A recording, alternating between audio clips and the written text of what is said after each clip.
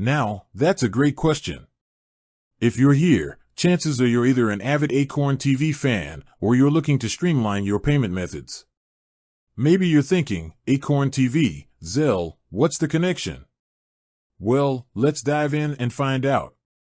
First off, let's talk about what these two things actually are.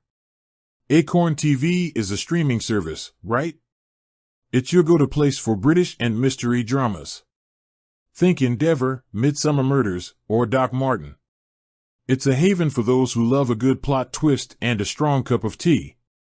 On the other hand, Zelle is a digital payment service. It's like sending money instantly to friends, family, or even businesses. It's super convenient and has become a popular choice for many people. So, does Acorn TV have Zelle? Well, the short answer is no. Acorn TV doesn't accept Zelle as a payment method.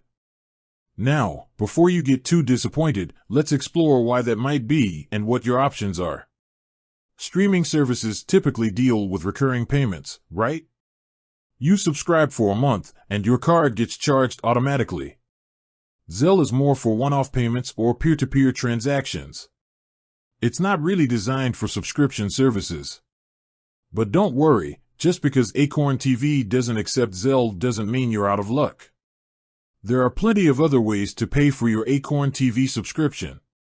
Most streaming services, including Acorn TV, accept major credit cards like Visa, MasterCard, and American Express.